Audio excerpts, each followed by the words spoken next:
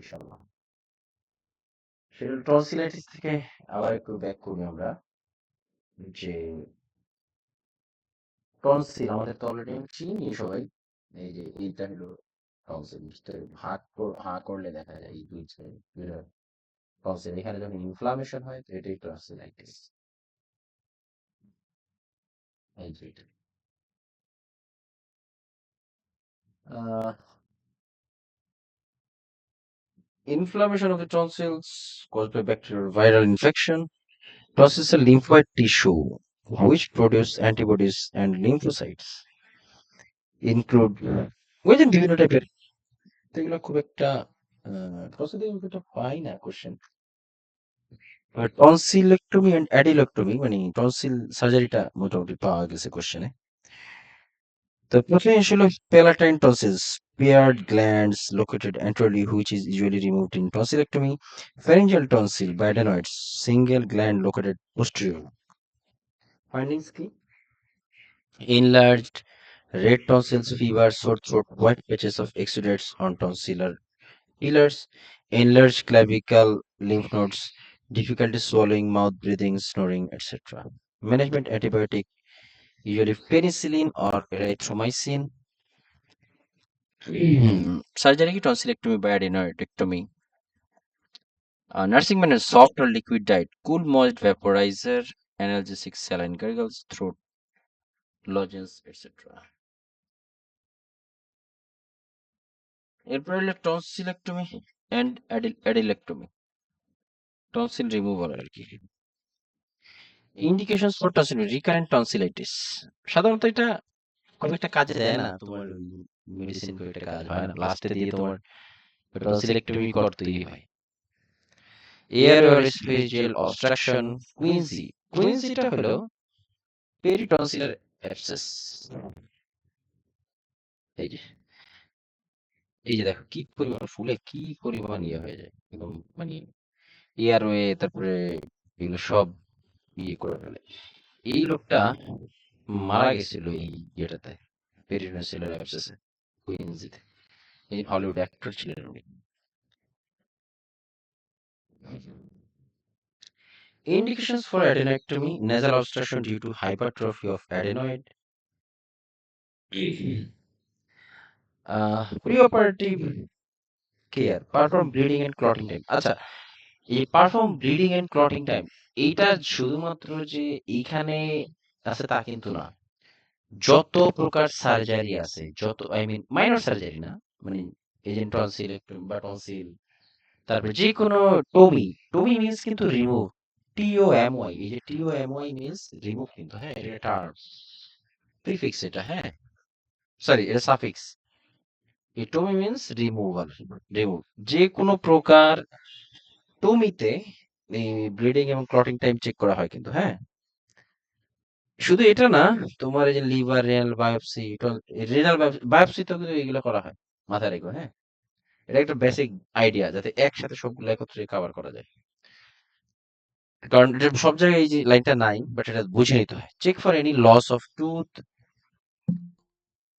এটা আসলে post operative care.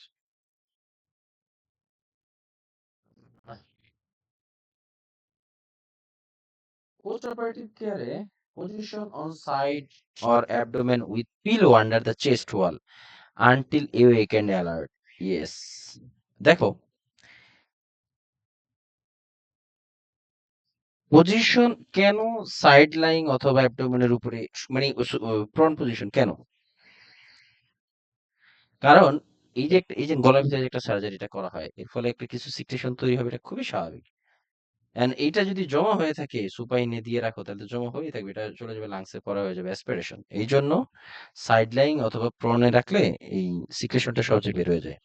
Once এওয়েক, লো সেমিফাউলার position, এটা আবার ওই যে ইয়ে করে, অ্যাসপিরেশন প্রিভেন্ট করতে সাহায্য করে। Avoid suction if possible, yes, যতটা সম্ভব সাকশনটাকে অ্যাভয়েড করতে হয়, না হলে ওই যে সাকশন দেওয়ার সময় যদি গুতাগুতি খায় পরে আবার ব্লিডিং শুরু হয়। জন্য provide ice collar analgesia for pain, ear pain when swallowing is normal, এগুলো কিন্তু এক্সপেক্টেড, হ্যাঁ একটু কানে ব্যথা, সার্জারি হবে এই সাইডের আশেপাশে, তো মাথা কান এগুলো কাছাকাছি নেই, একটু কান ব্যথা করতেই পারে, এটা খুবই expected. Observes or sign of hemorrhage. Yes. এই জায়গাতে কোশ্চেনটা বেশি পাওয়া গেছে। Frequent swallowing after adenectomy বা tonsillectomy পরে যদি বারবার সে গিলতে থাকে, internal bleeding indicate করে। Frequent swallowing means internal bleeding. Tachycardia এটা তো খুবই তোমার কি বলে আমরা বুঝি যে ব্লাড লস করতেছে, তার মানে কম ব্লাডটা বডি সারানোর চেষ্টা। তার কফিং, ইয়েস। এই কফিং কফিং কিন্তু পসিবল ব্লিডিং এবং অ্যাসপিরেশন ইন্ডিকেট করে, হ্যাঁ। কেন? যে তোমার কফিং indicate possible bleeding and aspiration with difficulty to maintain.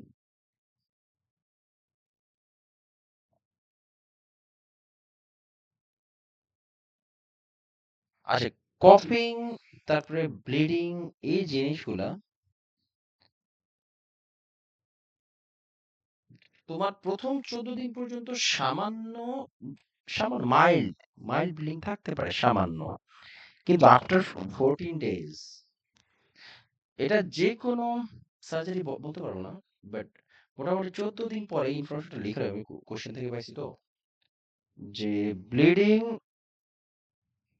Risk of bleeding 14 days after surgery, এটা কিন্তু তোমার পসিবলি তার যে সার্জারিটা হয়েছিল এই সার্জারিতে তার ওই যে রিব্লিডিং মানে মানে প্রথম 14 দিনের ভিতরে ব্লিডিং কন্ট্রোল হয়ে যাবে, এটাই এক্সপেক্ট করি আমরা। তবে নট ব্রাইট রেড, হ্যাঁ, ভমিটিং ব্রাইট রেড ব্লাড এটা তো আমি এর আগেও শুনছি, তাই না? যে কোনো সার্জারি হোক, এটা কত ডিপে হয়েছে নাকি কত সুপারফিশিয়াল হয়েছে এটা ম্যাটার না। ব্রাইট রেড মানি হলো আর্টেরিয়াল ব্লিড, এটাই মেডিকেল ইমার্জেন্সি। কিন্তু মাইল্ড ব্লিডিং, মডারেট ব্লিডিং এগুলা okay, but after surgery 14 days after surgery bleeding, it is not a good sign. Offer clear cool non citrus non red fluid when awake and alert. দেখো, non citrus মানে টক জাতীয় খাবারটা একটু avoid করতে বলা হয়েছে, কারণ এটাতে তোমার জ্বলা যায়। দেখবা কাটা ছিঁড়ে একটু লেবু ছিটা দিয়ে দেখো কেমন লাগে। Avoid drinking with straw, yes. এটা কিন্তু কোশ্চেনে প্রায়ই পাওয়া যায়, বুঝছো? এই স্ট্র দিয়ে তোমার কোশ্চেনে দিয়ে দেয়, মানে অপশনে, যে টনসিলেক্টমি হয়েছে, আমরা হয়তো ভাবি যে স্ট্র দিয়ে খাইলে ভালো, আসলে নো। এটা তোমার ওই ইন্টারনাল মুখের ভিতরে প্রেসার বাড়ায় এবং ইনডিরেক্ট ট্রমা তৈরি করে, সার্জিক্যাল সাইটে ইনডিরেক্ট ট্রমা তৈরি করতে পারে এই স্ট্রো, কারণ প্রেসার বাড়ে। কারণ দেখবা প্রেসার স্ট্রো দিয়ে যেই জোরে পানি টানতে পারো, তার থেকে মুখ দিয়ে পানি খেলে কিন্তু সেই সমান প্রেসার তৈরি হয় না। এই জন্য স্ট্রোকে অ্যাভয়েড করতে বলা এই অপশনটা দিয়ে দেয় কোশ্চেনে, প্রায় পাবা। এবার আসলে ডিসচার্জ স্টিচিং ভেরি সিম্পল, অনেকগুলো আমরা অলরেডি জানি।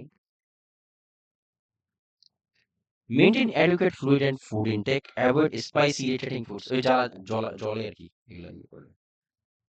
তারপরে অ্যাভয়েড কফিং এন্ড মাউথ গার্গলস। আচ্ছা দেখো, আমরা শুধু এখানেই না, যে কোনো ব্রেইন বা মাথা, ব্রেইন না, মাথা রিলেটেড সার্জারি, মাথার ভিতরে এই যে টনসিল আছে, কান থাকতে পারে, যে কোনো মাথা অর্গানের ভিতরে আছে এমন কোনো যে কোনো সার্জারিতে কফিং, তারপরে তোমার স্নিজিং, এগুলাকে যতটা সম্ভব অ্যাভয়েড করতে বলি, কারণ ইন্টারক্রানিয়াল প্রেশার বাড়ায় দেয় কিন্তু। Quiet activity for few days, may use chewing gum. আচ্ছা, চুইং গামটা ব্যবহার করা যেতে পারে। এটা কি করে? Helps to decrease pain and difficulty swallowing and also decrease halitosis. Halitosis means মুখে একটা দুর্গন্ধ হয়, মুখে যেহেতু এটাকে হ্যালিটোসিস বলে, এই চুইং গাম এই হ্যালিটোসিসটাকে প্রিভেন্ট করে। Avoid aspergum for pain relief, yes. এই অ্যাসপারগাম, দেখি এটা আছে মনে হয়, দাঁড়াও।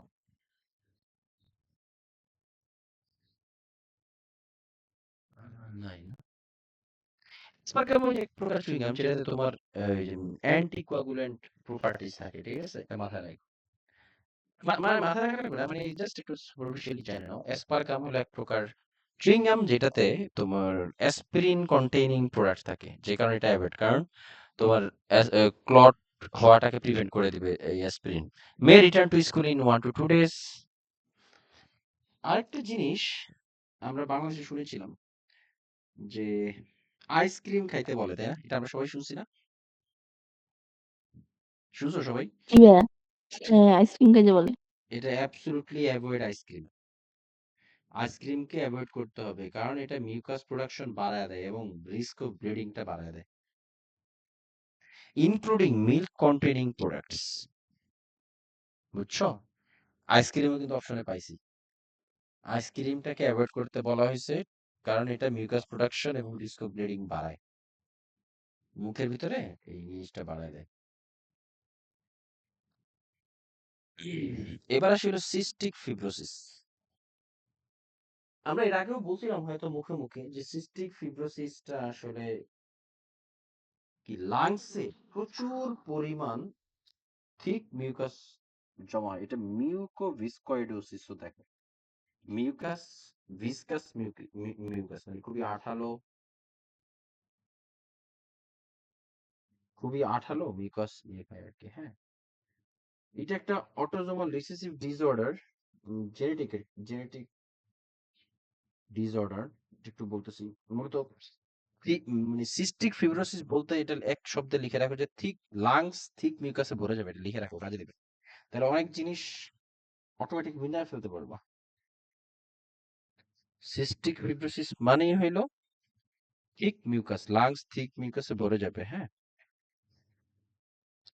এবং এই সিস্টিক ফিব্রোসিসে তোমার লাংস এবং প্যানক্রিয়াসের ফাংশন কমে, যেটা লিখে রাখো, এগুলো কাজে দিবে। প্যানক্রিয়াসের ফাংশন কি আমরা অটোমেটিক গেস করতে পারি। প্যানক্রিয়াসের ফাংশন কিন্তু আমাদের ওই যে কার্বোহাইড্রেট প্রোটিন এবং ফ্যাট ব্রেকডাউন করে। ঠিক আছে, ওই যে তোমার অ্যামাইলেজ লাইপেজ ট্রিপসিনোজেন যেগুলো থাকে না, এগুলা এগুলা এগুলা সব অটোমেটিকলি কমে যাবে। হ্যাঁ, যেহেতু এটা প্যানক্রিয়াসের ফাংশন স্লো করে দেয়। An autosomal recessive disorder characterized by dysfunction of the exocrine glands. আচ্ছা, অটোসোমাল রিসেসিভ এগুলো আমরা ইয়েতে পড়বো, জেনেটিক একটা প্রবলেম আছে, আমরা একটু পরে আর কয়েক চ্যাপ্টার পরে আছে, এটা ওইখানে পড়বো। ওইখানে তোমার কাওয়াসাকি ডিজিজ, তারপরে তোমার আম, আরো কিছু জেনেটিক প্রবলেম আছে, এসএলই, মানে সরি, এটা তো অটো ইমিউন ডিজিজের একটা চ্যাপ্টার আছে, ওইখানে এই জিনিসগুলো পাওয়া যাবে। পড়াইছেন যে এসএলই, তাই বলতে পারি না, মনে নেই আমার। Systemic lupus erythematosus. হ্যাঁ, autosomal autoimmune disease. It is characterized by abnormal transport of chloride and sodium across epithelium. দেখো, it is characterized by abnormal transport of chloride and sodium across epithelium leading to thick viscous secretions. আমরা এর আগেও জেনেছি যেখানে sodium সেখানেই পানি।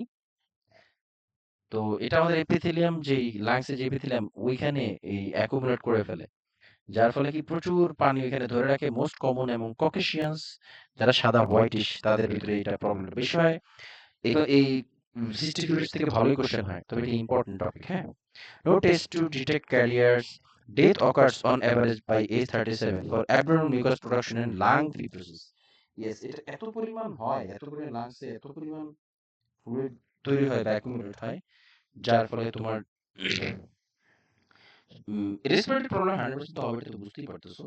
তো finally আসলে মারা যায় পেশেন্ট। ডায়াগনোসিস কি? পাইলোকার্পিন, এ ভেরি ইম্পর্টেন্ট একটা টেস্ট, এটা আমার ইংলিশে আসছিল। পাইলোকার্পিন বা P test, pilocarpine iontophoresis sweat chloride test. সোজা কথা কি জানো, এই টেস্টটা করা হলো আমাদের ঘাম দিয়ে, ঘাম, এই পাইলোকার্পিন টেস্টটা করা হয়। ছোট ছোট ইনফরমেশন লেখা রাখো। এই এই পাইলোকার্পিন দ্বারা আমাদের শরীরে লবণের পরিমাণ দেখে, এবং আহ এই পাইলোকার্পিন কিন্তু একটা ড্রাগও, এটা একটু লিখে রাখো, এটা parasympathetic stimulating drug. Parasympathetic stimulating drug, এটা আমরা পাবো ভবিষ্যতে, একটু লিখে রাখো এই জিনিসটা। এবং এই পাইলোকার্পিন টেস্টটা করা হয় সোয়েট ক্লোরাইড এবং লবণের পরিমাণ। এই টেস্টটা মূলত করে হলো বডিতে মানে ঘামে কি পরিমাণ লবণ আছে এটা চেক করে, এটার উপরে ভিত্তি করে করে। এবং এই একই টেস্ট সিলিয়াক ডিজিজেও কিন্তু করা হয়, একই টেস্ট। সিলিয়াক ডিজিজ মনে আছে? সিলিয়াক ডিজিজ হইলো যেখানে আমাদের ইন্টেস্টাইনে যে ভিলাই, ফিঙ্গার লাইক প্রজেকশন, এই যে সুইপ করে বারবার, নড়াচড়া করে, এইভাবে কিন্তু খাবারগুলো নিচের দিকে নামে, স্টমাক থেকে একদম intestine, small intestine, large intestine হয়ে আস্তে আস্তে এই সিলিয়াক ডিজিজে কিন্তু একদম ফ্ল্যাট হয়ে যায়, এই ভিলাইগুলো ফ্ল্যাট হয়ে যায়। তো এই সিলিয়াক ডিজিজেও একই টেস্ট, এই পাইলোকার্পিন টেস্টটা করা হয়, মাথায় রেখো, লিখে রাখতে পারো কাজে দিবে। Sweat production is stimulated by pilocarpine, yes, এখানে এই পাইলোকার্পিন ড্রাগটা তোমার সোয়েট প্রোডাকশন বাড়ায় দেয়, which is parasympathetic stimulating drug, indicates 2 to 5 minutes, sorry, 2 to 5 times normal sodium and chloride in sweat, মানে এই যে এই ড্রাগটা কি করে, বডির সোয়েট প্রোডাকশন বাড়ায়, সোয়েট এবং ক্লোরাইড দুইটার প্রোডাকশনই বাড়ায় দেয়, প্রায় 2 থেকে 5 গুণ বাড়ায় দেয়।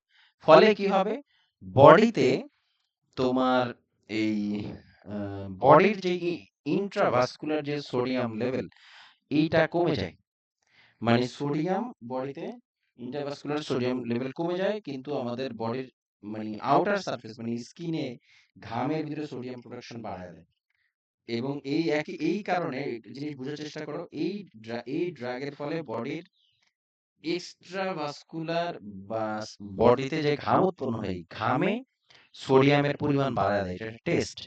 এর ফলে কি হয়, বডির যে ইন্টারনাল বা ইন্ট্রাভাস্কুলার ভেসেলের ভিতরের যেই সিরাম সোডিয়াম কমে যায়। ফলে কি, আমাদের এই টেস্ট করার সময় আমাদের জন্য এক্সট্রা সোডিয়াম রিকমেন্ডেড করা হয়। খুবই রেয়ার কিছু জায়গা আছে অ্যানফ্লিক্সে যেখানে এক্সট্রা সোডিয়ামের ব্যাপারে বলা হয়েছে, এর ভিতরে এই একটা হলো অন্যতম। আহ, আরে একটু জিনিস বাদ দিয়ে দিচ্ছি ভুলে। না, সিলিয়াক ডিজিজও কি সেম? না, সিলিয়াক ডিজিজ সেম না, একটু বলি। আচ্ছা, একটু হালকা একটা জিনিস বাদ দিয়ে দিছি ভুলে, এই জিনিসটা বলতে ভুলে গেছি। আচ্ছা, কুইনজি মানে তো বললামই যে কুইনজি মানে হলো এই যে এই ভিতরের যে ইয়েটা থাকে, এটা পেরিটনসিলার, কুইনজি মিন্স পেরিটনসিলার অ্যাবসেস, এর ভিতরে ফুলে যায়। যখন এরকম ফুলে যায় ভিতরে, যখন তোমার ফুলে যায়, তখন এই মুখ আর বন্ধ হয় না, বুঝছো? মুখ আর বন্ধ হয় না, মুখ বন্ধ করতে পারে না। এটা দুইটা কন্ডিশনে হয়, এটা একটা হলো তোমার কুইনজি, আরেকটা হলো এই যে আরেকটা হলো টিটেনাস, ক্লোস্ট্রিডিয়াম টিটানি দ্বারা। ক্লোস্ট্রিডিয়াম টিটানিতে এরকম মাসেল গুলো স্পাজম হয়ে যায়। এটা আসলে টিটিনাসে কিন্তু মুখের ভিতরে কোনো প্রবলেম নেই, কিন্তু মাসেল স্পাজম হয়ে যায়। ক্লোস্ট্রিডিয়াম টিটানি যে ব্যাকটেরিয়াটা, এই ব্যাকটেরিয়া বডির মাসেলকে স্টিফ করে ফেলে। আমার এক স্যারের মুখে শুনছি, স্যারের এক ফ্রেন্ড ছিল, তো ওনারা যখন ভার্সিটিতে ছিল, কি একটা ভালো সংবাদে জানি, তো উনার ফ্রেন্ড এমন জোরে হাসছে, মানে ভালো অবাক হয়েছে আর কি, অবাক হয়ে হাসিই দিছে। হাসি দেওয়ার পরে উনার এই যে মুখের যে ম্যান্ডিবল মানে জ ডিসপ্লেসড হয়ে মুখ আর বন্ধ করতে পারে না, এরকম হয়েছিল। বুঝছো, অত্যাধিক হাসি বা অত্যাধিক কান্না এই মুখের এই মানে মুখ জ লাইন লক করে দেয় কিন্তু। আমি উনার মুখে শুনছিলাম, বাট এরপরে কোনো দেখিনি। ক্রিসমাস লক জ স্পাজম অফ এটা মাসেল অফ, বেশি হাসা যাবে না। মানে এটা কিন্তু মেডিকেল ইমার্জেন্সিও, হ্যাঁ। কি বলবো আর, এই যে perform bleeding and clotting time, liver biopsy, renal biopsy, tonsillectomy. আচ্ছা, এই liver biopsy, renal biopsy, tonsillectomy এগুলাতে কিন্তু খুবই কমনলি, ইভেন কি শুধু এগুলা না, যত সার্জারি, মেজর সার্জারি গুলা, মাইনর গুলাতে না, এগুলাই কিন্তু এই ব্লিডিং এবং ক্লটিং টাইম দুইটাই মেনটেন করা হয় খুবই। আর এগুলাতে কেন করা হয় দেখো, বায়োপসিতে লিভার, রেনাল এবং টনসিল তিনটা কিন্তু হাইলি ভাস্কুলারাইজড অর্গান। কোনো কারণে যদি তোমার এই প্লাটিলেট এগুলো কম থাকে আর যদি সার্জারি হয়ে যায়, এই ব্লিডিং বন্ধ করা এত ইজি না, পেশেন্ট মারা যেতে পারে।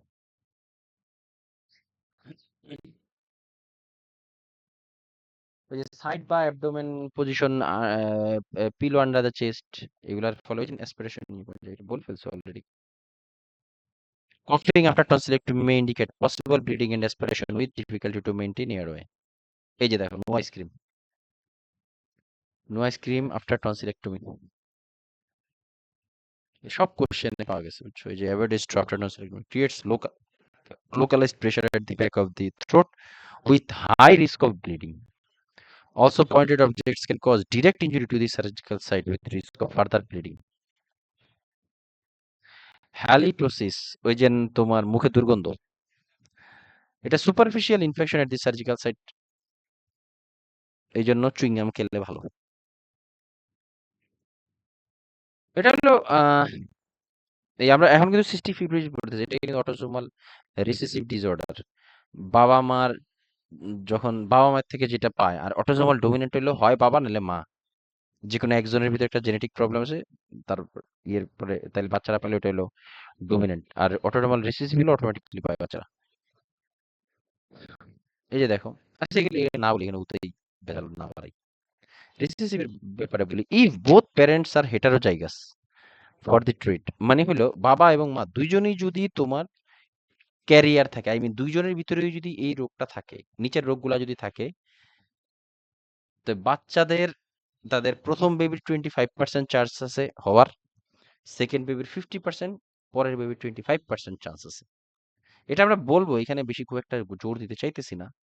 অটোসোমাল রিসেসিভ, অটোসোমাল একটু সংক্ষেপে যদি এক লাইনে বলি, বাবা অটোসোমাল রিসেসিভ ডিসঅর্ডারে বাবা এবং মা দুইজনেরই অ্যাটলিস্ট ক্যারিয়ার হইতে হয়, দুইজনই, দুইজনেরই থাকতে পারে। হ্যাঁ, এটা আমরা বলবো নি, হ্যাঁ ভবিষ্যতে পাবো, এই জন্য বেশি গুরুত্ব না দিই এখানে।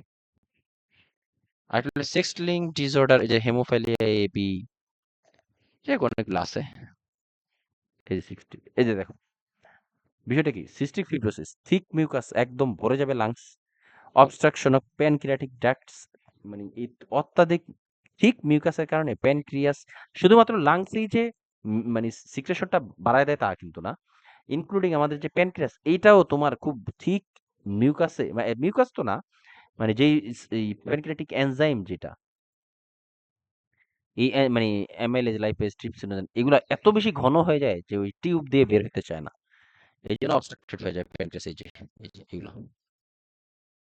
Fibrotic changes in pancreas and lungs, এর ফলে কি হয়, লাংসে ফাইব্রাস হয়, মানে নোডিউলার দানা দানা গোল গোল হয়ে যায় জায়গায় জায়গায়। এই তোমার যাদের সিস্টিক ফিব্রোসিস হয় তাদের শরীরে এক ধরনের জিন পাওয়া যায়, জিনের উপস্থিতি পাওয়া যায়, যেটাকে সিএফটিআর বলা হয়, সিস্টিক ফিব্রিস ট্রান্সমেমব্রেন কি কন্ডাক্টেন্স রেগুলেটর। এই যে পাইলোকার্পিক টেস্ট অনেক এরকম, আমরা অলরেডি জানি যে দেখো, pancreatic test, pancreatic enzyme amylase lipase trypsinogen, এই লাংস একদম ভরে যায়।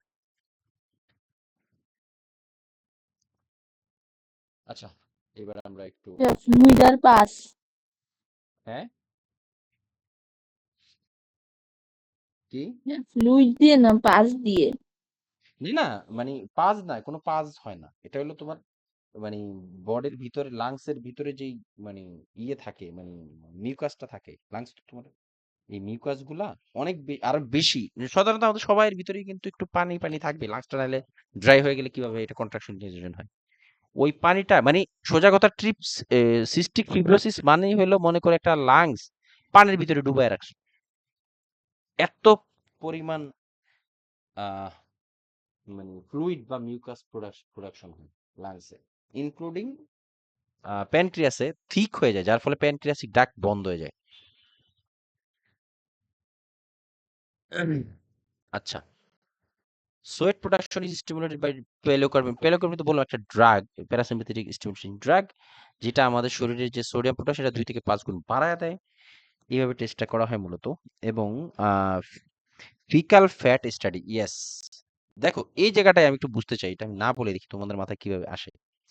ফিকাল ফ্যাট স্টাডি, স্টুলে ফ্যাট আছে কি নাই এটা স্টাডি করা হয় কেন, এই জায়গাটা একটু তোমাদের থেকে শুনতে চাই, বলো তো কেন, এই কথাটা কেন লিখলো এই জায়গাটায়,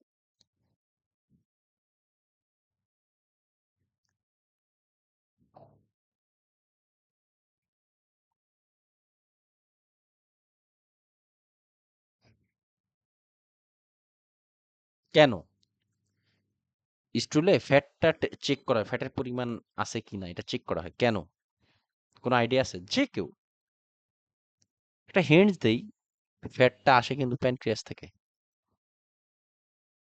সরি মানে ফ্যাটটা যে ব্রেকডাউন করে লাইপেজ, প্যানক্রিয়াস থেকে আসে। ফ্যাট অ্যাবজর্পশন হয়েছে কিনা এটার জন্য। আচ্ছা, আর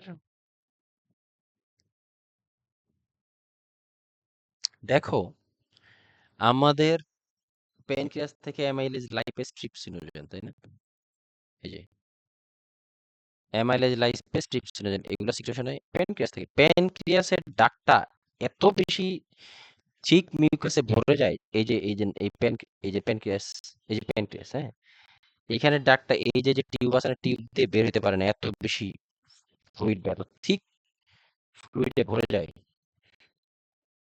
ভরে যাওয়ার কারণে তোমার ইয়ে হয় না।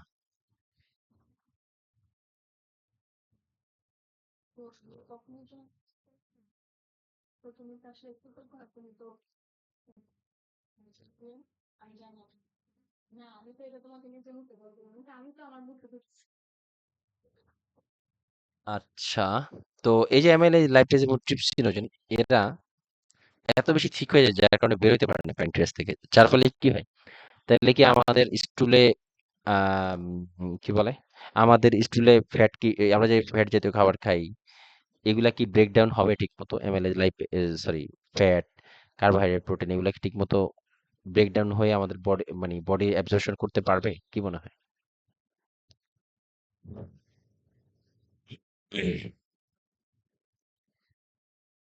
হুম, উত্তর দাও। পারবে না, তাই তো স্কুলে চলে আসে। ইয়েস, কারণ এগুলো তো যে খাবারটা খায় এটা তো ব্রেকডাউন করতে পারতেছে না এই প্যানক্রিয়াটিক এনজাইম গুলা, যার ফলে স্টুলে এই ফ্যাট গুলা বা যেটা যেই খাবার খায় ওটা চলে আসে। তবে হ্যাঁ, কিছুটা অ্যাবজর্ব হয়, তবে ফ্যাট অ্যাবজর্ব হয় না বললেই চলে। Decrease or absent faecal trypsin.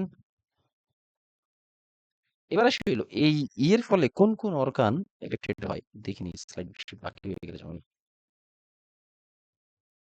এই টেস্টটা কি করা হয় শুধু ফ্যাট অ্যাবজর্পশন হয় কিনা এটা দেখার জন্য? হ্যাঁ, এটা একটা ইম্পর্ট্যান্ট মানে ইয়ে কি বলে এটাকে, তোমার টেস্ট, যে ইয়েটা কনফার্মেশনের জন্য খুব ভালো কাজে দেয়, মানে সিস্টিক ফিব্রোসিস। এবার আসলে প্যানক্রিয়াস কোন কোন অর্গানটাকে এফেক্টেড করে, মানে প্রথমে আসলে প্যানক্রিয়াস অলরেডি আমরা বুঝে গেছি যে প্যানক্রিয়াস থেকে অ্যামাইলেজ লাইপেজ ট্রিপসিন এগুলা কিন্তু সবই বের হয়, এবং অ্যামাইলেজ কিন্তু কার্বোহাইড্রেট ব্রেকডাউন করে, এটা তো আমরা জানি। লাইপেজ ফ্যাট আর trypsinogen protein. seen in 85% cystic fibrosis client, pancreas affected হয় প্রায় 85% ক্লায়েন্টের ক্ষেত্রে। obstruction of pancreatic ducts and eventual fibrosis and atrophy of pancreas leads to little or no production of pancreatic enzymes. দেখো, এত বেশি ঠিক মানে ইয়ে হয়, মানে ইয়ে হয়ে যায়, কি বলে এনজাইম গুলো এত সিক্রেশন এত বেশি ঠিক হয়ে যায় যে ডাক দিয়ে বের হইতে পারে না, ফলে কি হয়, little production or no production. Absence of enzymes causes malabsorption of fat and proteins. Yes.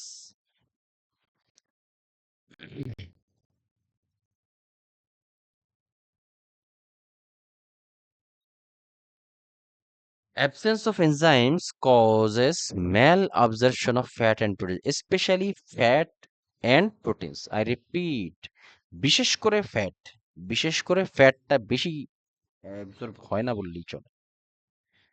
তাহলে প্যানক্রিয়াসে যেহেতু এই প্রবলেমগুলো হয়, ফাইন্ডিংস আমরা কি দেখি দেখো, unabsorbed fat excreted in stools causes steatorrhea. Very important একটা এই লাইন, এই শব্দটা খুবই গুরুত্বপূর্ণ। স্টিয়াটোরিয়া মিন্স, একটু বলি তারপরে বলতেছি, এক ওয়ার্ড এটা মনে রাখার সিস্টেম আছে। Unabsorbed fat excreted in stool causes steatorrhoea, মানে আমরা যে ফ্যাট জাতীয় খাবার খাই এই খাবারটা বডিতে মানে অ্যাবজর্পশন হয় না, ফলে কি হয় এই ফ্যাটটা আমাদের স্টুলের সাথে বের হয়ে যায়, এবং এবং এই এই স্টুলের সাথে যখন বের হয়ে আসে স্টুলটা দেখতে foamy foul smelling স্টুল। I repeat, foamy foul smelling, foamy মানে মানে ফেনা ফেনা এবং ফাউল দুর্গন্ধযুক্ত স্টুল হয়, এটাকে স্টিয়াটোরিয়া বলে। ফোমি ফাউল স্মেলিং স্টুলকে স্টিয়াটোরিয়া বলে। হ্যাঁ, দাঁড়া এখানে আম,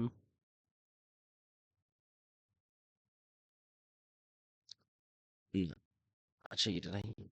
স্টিয়াটোরিয়া means foamy foul smelling stool, steatorrhoea হয় বিশেষ এই, এবং এই স্টিয়াটোরিয়াটা আরো কিছু ডিজিজেও হয়, বিশেষ করে তোমার সিস্টিক ফিব্রোসিস, সিলিয়াক ডিজিজ। এই যে দেখো সিস্টিক, এই যে সিলিয়াক ডিজিজ অলরেডি বলছি কিন্তু, হ্যাঁ মুখে একবার, এই যে দেখো ইন্টেস্টাইনাল ভিলাই, এই যে ইন্টেস্টাইনাল ফ্ল্যাট হয়ে যায়, তখনও তোমার এই প্রবলেম হয়, মানে কি বলে, ইন্টেস্টাইনে তো আমাদের খাবারগুলা অ্যাবজর্পশন করে না, নামতে নামতেই তো অ্যাবজর্ব হয়। কিন্তু এই স্টেটোরিয়া, মানে সিলিয়াক ডিজিজে এই প্রবলেমটা, স্টেটোরিয়াটা, cystic fibrosis, coeliac disease, pancreatitis, এটা তো বুঝোই, তার cholecystitis, inflammation of the gall bladder, তখনও এই প্রবলেম স্টেটোরিয়াটা হয়। খুবই কম, এই যে এখান থেকে আসে কোশ্চেন পাবা।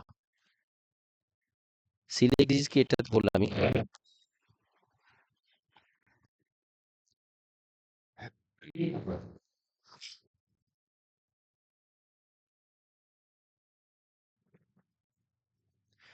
এবার আসলে স্টিয়ার্ড, তারপরে হলো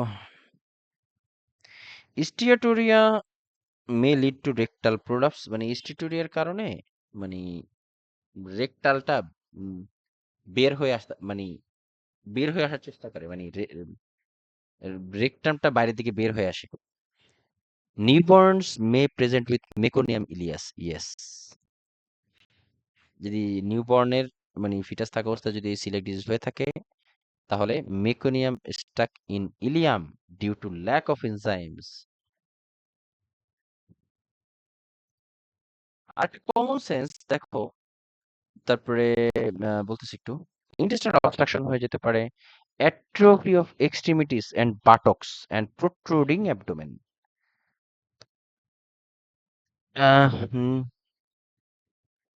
Intestinal obstruction, the atrophy of extremities and buttocks. Atrophy means ছোট হয়ে, সাইজে ছোট হয়ে আসে, হ্যাঁ, মাসেল গুলো ছোট হয়ে আসে। কেন ছোট হবে? খুব কমন সেন্স ব্যবহার করো, যে দেখো আমাদের এমআইএলএস, লাইপেজ, ট্রিপসিনোজেন, এগুলো কিন্তু ফ্যাট, প্রোটিন, কার্বোহাইড্রেট ব্রেকার। এগুলা ব্রেক করতে পারতেছে না, ফলে কি বডি টোটাল, মানে ভালোভাবে অ্যাবজর্ব করতে পারতেছে না যে নিউট্রিয়েন্ট গুলা বা যে খাবারগুলা খায়। তার ফলে কি হবে? Body fail to thrive, simple. সে বড় হতে পারবে না, আই মিন বডির গ্রোথ এন্ড ডেভেলপমেন্ট স্লো হয়ে যাবে, তাই না? তারপরে symptoms of fat soluble vitamin deficiency with easy bruising and anaemia. Symptoms of fat soluble vitamin deficiency with easy bruising and anemia. দেখো কেন এখানে, আচ্ছা, ফ্যাট সলিউবল ভাইটামিন কি কি আছে জানো? ওয়াটার সলিউবল কোনটা আর ফ্যাট সলিউবল কোনটা মনে আছে কারো? এডিই কে, এডিই কে কিন্তু ফ্যাট সলিউবল ভাইটামিন, আর ভিটামিন বি এন্ড সি এগুলো কিন্তু ওয়াটার সলিউবল। বলছিলাম আগে, মনে নাই হয়তো অনেকের। এখানে আছে নাকি আল্লাহ জানে, দেখি। এইখানে না, এখানে নাই, যে মুখে বলে দিছি এটাই মনে রাখলে হবে। ফ্যাট সলিউবল হলো এডিই কে। তাহলে ভিটামিন কে এর একটা ইম্পর্টেন্ট রোল মনে আছে কারো? ব্লাড ক্লটিং, ব্লাড জি ক্লটিং ভাইয়া। এ ভিটামিন কে কিন্তু খুবই গুরুত্বপূর্ণ ভূমিকা পালন করে। এই জন্য নিউবর্নদের, মানে বেবিদের K1 ইনজেকশন দেওয়া হয়। হ্যাঁ, ভিটামিন কে ইনজেকশন দিয়ে দেওয়া হয় সাথে সাথে। এবং এটা এতটাই গুরুত্বপূর্ণ যে আফটার ডেলিভারি, আল্লাহ না করুক, বাচ্চা যদি কোনো কারণে ব্লিডিং, কোন ডিউ টু এনি রিজন, হাত থেকে পড়ে যাক, কেটে যাক, ধরতে যায় ছিলে যাক, ব্লিডিং যদি একবার স্টার্ট হয়, এই ব্লিডিং বন্ধ হবে না যদি তুমি ভিটামিন কে দিতে লেট করো। এতটা গুরুত্বপূর্ণ। এই জন্য কোথায় জানি শুনছিলাম এরকম, যে বাচ্চার খালি মাথাটা দেখলেই যেন ভিটামিন কে রেডি রাখে, এরকম এতটা গুরুত্বপূর্ণ এই ভিটামিন কে ইনজেকশন আফটার ডেলিভারিতে। যেহেতু এই ফ্যাট সলিউবল, মানে কি ভিটামিন কে অ্যাবজর্ব হবে না, কারণ এটা ফ্যাট সলিউবল, ফ্যাট থাকলেই মূলত এই ভিটামিন কেটা কাজ করতে পারে। তো যেহেতু এই ভিটামিন কে বা ফ্যাট সলিউবল ভিটামিন গুলা কাজ করতে পারে না, এই জন্য জায়গায় জায়গায় ব্রুজিং, অ্যানিমিয়া দেখা দেয়, জায়গায় জায়গায় ইন্টারনাল ব্লিডিং হয়, ব্রুজিং হয়ে যায়। ভোরাশিয়াস অ্যাপেটাইট, খুবই ক্ষুধার্ত থাকে patient. Failure to thrive from malnutrition, yes, কারণ এই এগুলো তো কাজ করে না ঠিক মতো, ফলে ম্যাল নারিশ থাকে। এই যে ফেইলিউর টু থ্রাইভ মিন্স এটা, যে তোমার চিকন থাকে, অথবা যতটুকু আহ ওজন, বয়স অনুযায়ী ওজন থাকার কথা সেটা থাকে না, এটা ফেইলিউর টু থ্রাইভ। ঠিক আছে। তারপরে ভোরাশিয়াস অ্যাপেটাইট, তো থাকে হ্যাঁ, কিন্তু ম্যারাসমিক হয় পেশেন্ট। হ্যাঁ মেরাসমিক হইতে পারে, ইয়েস, এটাও বলতে পারো। ম্যানেজমেন্ট কি? Pre-digested formula is given for infants.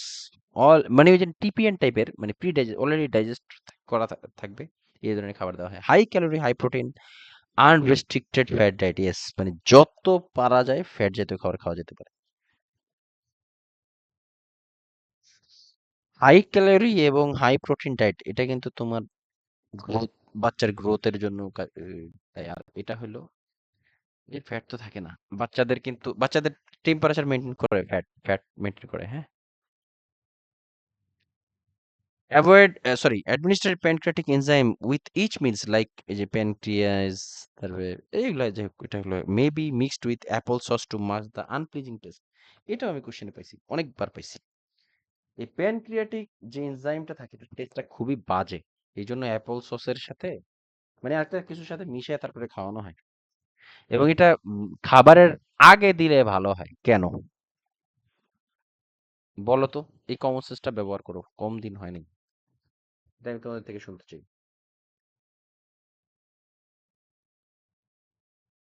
Pancreatic এনজাইমটা খাবারের আগে দিলে, আগে দিতে হয় কেন?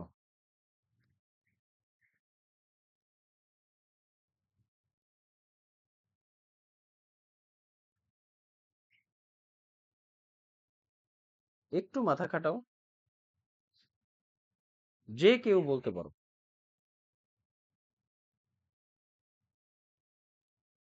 কি ব্যাপার, কি করতেছো?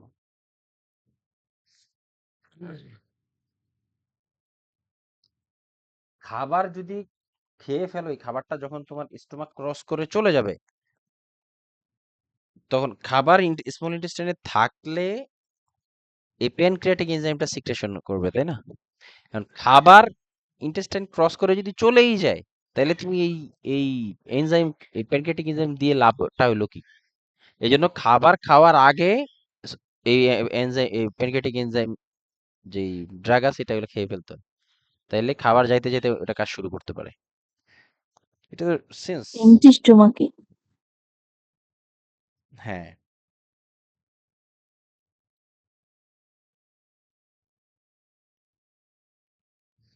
Provide double dose of fat soluble vitamins in water soluble form. Respiratory tract এটা প্রবলেম করে, এটা তো অলরেডি আমরা বলছি যে আফটার মেজরিটি অফ সিস্টিক ফেব্রিটি sorry effect majority of cystic fibrosis patients lungs একদম ডুবানো থাকে। Increased production of secretions causes obstruction of airway, air trapping, and atelectasis. Atelectasis means collapse of alveoli. Pulmonary congestion and leads to cor pulmonale. এইটা একটু বোঝার আছে, কর পালমোনাল মানে কি? পালমোনারি মানে পালমোনারি কনজেশন শ্রিঙ্ক হয়ে যায়, leads to cor pulmonale high risk of pneumothorax. Cor pulmonale এটাকে এখানে বোঝার চেষ্টা করি, এর আগে মনে হয় ইয়েতে পড়ছি, তাই না? Right ventricular hypertrophy secondary to pulmonary hypertension. What is cor pulmonale এবং পালমোনারি হাইপারটেনশনের মানেটা কি? দেখো, এই যে একদম ভরে লাংস ভরে যায়, কর পালমোনাল। এইবার দেখো, right ventricular hypertrophy, right atrium, left atrium, right ventricle, left ventricle. Right ventricle থেকে ব্লাডটা যায় কোথায়? লাংসে। লাংস অনেক বেশি কি থাকে? মিউকয়েড বা ফ্লুইডে ভরা থাকে, এবং এত পরিমাণ ভিসকাস মিউকাস থাকে যে লাংসের ভিতরে ব্লাড ঠিকমতো যেতে চায় না। ফলে কি হয়, আমাদের রাইট সাইডের যে রাইট ভেন্ট্রিকল আছে, এই রাইট ভেন্ট্রিকল জোরে জোরে চাপ দিতে দিতে এটা এটা বড় হয়ে যায়। Enlargement of the right side of the heart is due to high blood pressure in the pulmonary blood vessels. এই যে পালমোনারি ব্লাড মানে পালমোনারি আর্টারি, এত জোরে জোরে চাপ দেওয়ার ফলে এই পালমোনারি আর্টারি দিয়েই কিন্তু তোমার লাংসে যায়, তারপরে লাংস থেকে মিশ্রিত হয়ে আবার রাইট লেফট অ্যাট্রিয়ামে আসে। কিন্তু এই লাংস অনেক বেশি ভিসকাস বা অনেক বেশি ফ্লুইড অ্যাকুমুলেটেড থাকার কারণে লাংসে মানে প্রেসার দিয়ে পাঠাইতে হয়, তখন আবার এই হার্টের রাইট সাইড বড় হয়ে যায়। এটাকে বলা হয় কোর পালমোনাল। এই জিনিসটা বুঝো নাই যদি কোথাও, তাহলে বলো এখন তাতে। Enlargement of the right side of the heart is due to high blood pressure in the pulmonary blood vessels, usually caused by chronic lung disease. মানে এই সিস্টিক ফিব্রোসিস এই যে দেখো দিল এই ইয়েতে কেমন হয় আসলে এই যে লাংস ভরা থাকে জোরে চাপ দিতে এই সাইড বড় হয়ে যায়। আমরা যখন ব্যায়াম করলে যে সাইডে প্রেসার দিই ওই সাইডে মাসেল ডেভেলপ করে না, পাম্প করে না, মাসেল পাম্প ফুলে যায় না এরকম। আহ এই সিস্টিক ফিব্রোসিস এবং পালমোনারি কার্ডিওভাস্কুলার কমপ্লিকেশন কি কি হয়? ব্রঙ্কেকটায়াসিস, অবশ্যই এটা তো আমরা বুঝি তাই না? এই সিস্টিক ফিব্রোসিসে মানে লাংস অনেক বেশি ইয়ে থাকে। Recurrent pneumonia due to thick secretion in the airway. Spontaneous pneumothorax, lungs অনেক। তারপর হেমোপটাইসিস, কাশির সাথে ব্লাড যায়। কর পালমোনাল, সবচেয়ে ডেডলি কিন্তু কর পালমোনাল এখানে। নিউমোনিয়া আছে, তবে কর পালমোনালটা বেশি বাজে। স্পন্টেনিয়াস নিউমোথোরাক্স, লাংসের ভিতরে মানে প্লুরাল স্পেসে যখন মানে air occurs due to rupture of alveoli. Early indication sudden drop in oxygen saturation. আচ্ছা, আমরা কিভাবে বুঝবো যে পেশেন্টের কন্ডিশন খারাপের দিকে যায়? অবশ্যই আমরা তো দেখবো যে অক্সিজেন কমে যাইতেছে তাই না? কিন্তু অক্সিজেন কমে যাওয়ার পরে যখন আমরা অক্সিজেন দিই তারপরে স্যাচুরেশন লেভেল বাড়ে না। এটা একটা মোস্ট ইম্পর্টেন্ট ইন্ডিকেশন যে পেশেন্টের কন্ডিশন খারাপ হতে, ইনক্লুডিং এআরডিএস এর ক্ষেত্রে মনে করে দেখো, অ্যাকিউট রেসপিরেটরি ডিস্ট্রেস সিন্ড্রোমেও সেম। জি ভাইয়া।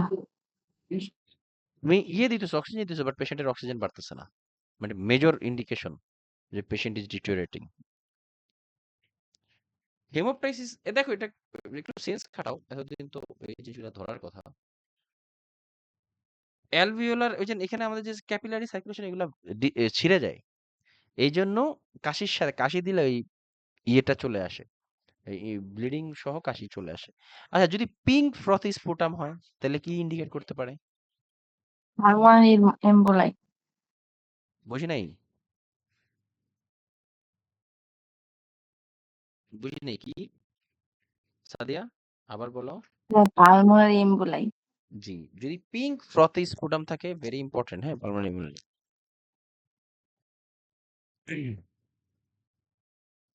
তারপর আসে হলো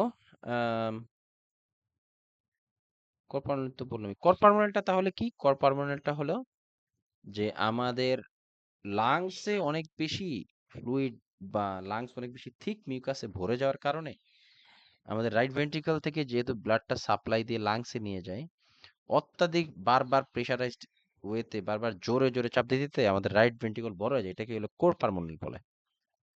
এবার আছে সাইন, অবশ্যই রেসপিরেটরি রিলেটেড সাইন তো 100% থাকবে, এটা তো বুঝাই যাইতেছে। Signs of respiratory distress, barrel chest due to air trapping. Barrel চেস্টটা কি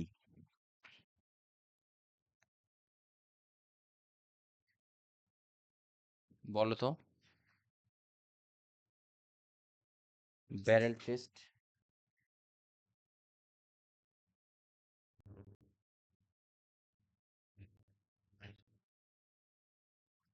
অ্যান্টেরিয়র পোস্টেরিয়র ডায়ামিটারটা ছোট হয়ে যায় তাই না?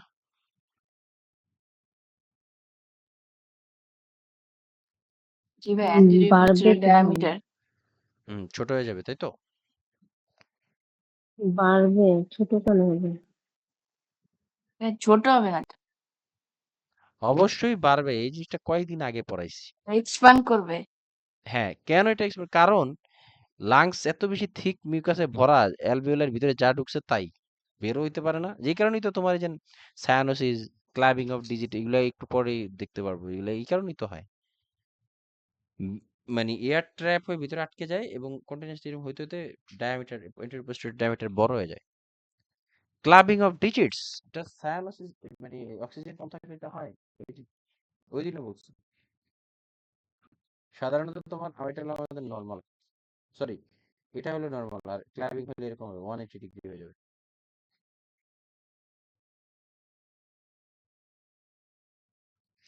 রিকারেন্ট নিউমোনিয়া, এটা তো খুবই আমরা বুঝতেই পারি যে কেন নিউমোনিয়া হবে, কারণ সিক্রেশন অনেক বেশি থাকে এই জন্য। চেস্ট একটা শোজ অ্যাটলেক্টাসিস, ইনফিল্ট্রেশনস এন্ড এমফাইজেমাটাস চেঞ্জেস, মানে লাংসে অনেক বেশি এয়ার ওয়েটের মধ্যে যা সব ভরা থাকে এবং ব্লক হয়ে যায়। ডিক্রিজড এক্সারসাইজ টলারেন্স, ইয়েস, কোনো পরিশ্রম করতে গেলে পারে না। Frequent productive cough ABG shows respiratory acidosis simple. যেই উৎপন্ন হয় সেই কার্বন ডাই অক্সাইড বেরোতে পারে না আর অক্সিজেন কমে যায় এই জন্য। ম্যানেজমেন্ট কি অ্যান্টিবায়োটিক ফর রিকারেন্ট ইনফেকশন।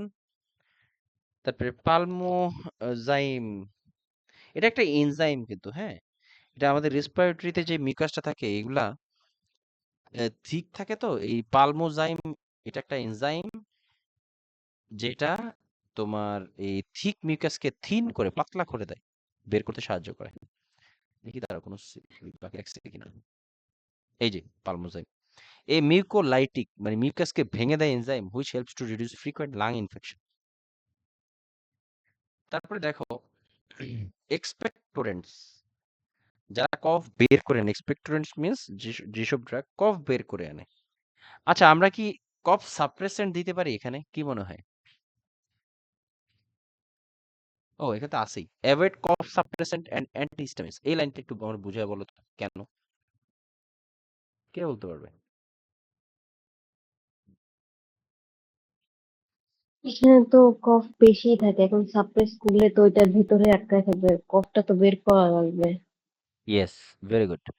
দেখো, কফ সাপ্রেসেন্ট দিলে আমরা কয়েকদিন আগেও পড়ছি যে যদি ড্রাই কফ থাকে তখন কি আমরা কফ সাপ্রেসেন্ট দেই বা অ্যান্টিহিস্টামিন জাতীয় ড্রাগ দেই, নাকি আমরা এক্সপেক্টোরেন্ট দেই? আমরা এর আগেও বলছিলাম ওই দিন পড়ানোর সময় যে ড্রাই কফ থাকলে কফ মানে এক্সপেক্টোরেন্ট দেওয়া হয় যাতে কফটা বের হয়ে আসে, আর যদি সাপ্রেসেন্ট দেওয়া হয় ড্রাই কফে ওই জায়গায় কন্ডিশন আরো বেশি খারাপের দিকে যায়। এই জন্য অনেক ফার্মাসির থেকে ওষুধ আনলে দেখবে যে কাশি ভালো হয় না, আবার অনেক জায়গা থেকে ওষুধ দিলে কাশি ভালো হয়ে যায়। এটার কাহিনীটা এখানেই। জিজ্ঞাসা করে যে কফ কি পাতলা, মানে কফ বের হয় নাকি হয় না, এটা জিনিসটা জিজ্ঞাসা করে। এখানেই কাহিনী। কেন তাহলে সাপ্রেসর এবং অ্যান্টিহিস্টামিন, অ্যান্টিহিস্টামিন কিন্তু অ্যান্টিকোলিনার্জিক এফেক্ট থাকে। ঠিক আছে, এটা আরো বেশি ড্রাই হ্যাঁ, করে শুষ্ক দেয়, করে দেয়। শুষ্ক করে দেয়। It will thick the mucus more. তারপর chest physiotherapy and percussion and postal drainage 4 times a day. Chest physiotherapy কিন্তু খুবই কাজে দেয়। Flutter mucus clearance device to remove the mucus. ওই যে এই যে avoid cough suppression and antihistamine with cystic fibrosis, কারণ causes retention of the mucus with high risk of infection. এই যে এটা হলো কফ ক্লিয়ারেন্স ডিভাইস, এটা ধরে মানে কাশি দেয়, ফু দেয় আর কি।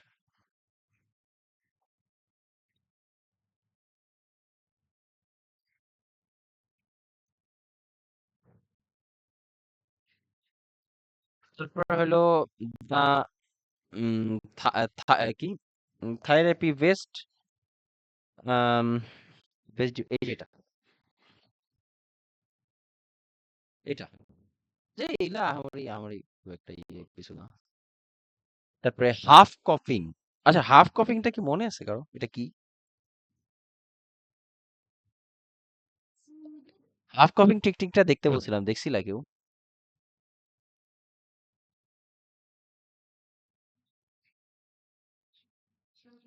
দেখো নাই কেউ এই হাফ কফ ওই যে টেকনিকটা? ভাইয়া হ্যাঁ, ওই দেখছি ভাইয়া। নিঃশ্বাস ৩ সেকেন্ড ধরে রেখে এরপরে যে আচ্ছা আর একটু বেশি ওই যে সময় অর্ধেক ধরে একটা ছাড়ে। কাশি যায়। এরকম কাশিটা হাফের মতো সাউন্ড হয়, হাফ। জি ভাইয়া। এটাই হলো হাফ দম কফ। এই ফার্স্টে টেকনিকটা ভাইয়া একটু দম দেখবা। আটকে রেখে তারপরে। হুম, এটা এর ফলে কি হয়, খুব ইজিলি মিউকাস গুলা বের হয়ে আসে, মানে ভালো একটা পদ্ধতি। নেবুলাইজ ট্রিটমেন্টস অ্যাজ অর্ডার্ড, তারপর encourage physical activity as tolerated humidified oxygen.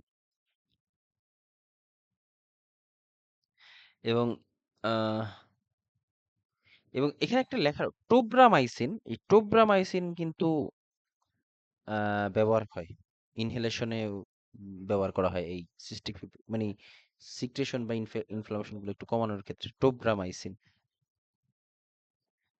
তারপরে ইলেকট্রোলাইট, ইলেকট্রোলাইটও আমাদের চেঞ্জ হয়ে যায়, কারণ ওই যে সোয়েট বেশি হয়ে যায় যে। Excretion of 2 to 5 times of sodium and chlorine in sweat with salty taste of sweat may lead to hyponatremia and heat exhaustion in hot weather.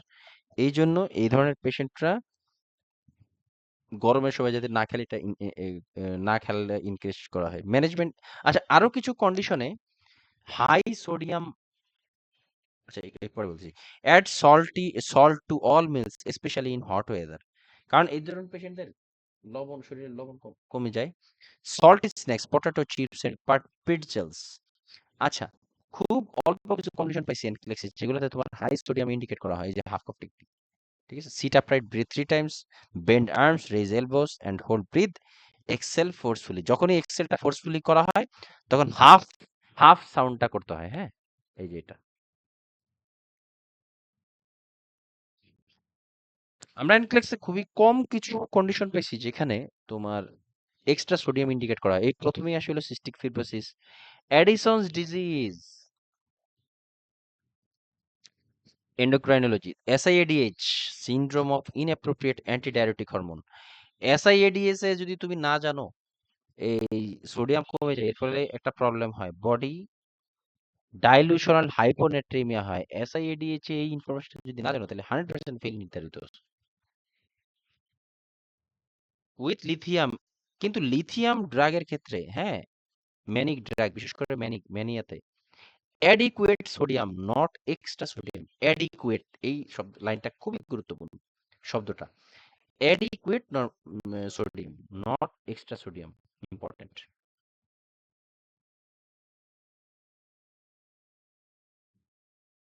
তারপরে রিপ্রোডাক্টিভ সিস্টেমেও আমাদের প্রভাব ফেলে। মেলস আর স্টেরাইল, মানে বন্ধ হয়ে, মানে মানে কাজের না আর কি। Males are sterile. Females can conceive, but increased mucus in vaginal tract makes conception more difficult. যদিও ফিমেলরা কনসিভ করতে পারে, বাট ওই ভেজিনাল ট্র্যাক্ট খুব মিউকাস থাকার কারণে কনসেপশনটা একটু প্রবলেমেটিক হয়। Liver can lead to cirrhosis and portal hypertension. বাকিটা আমরা ব্রেকের পরে করবো। চলো আমরা একটা ব্রেক নিয়ে আসি।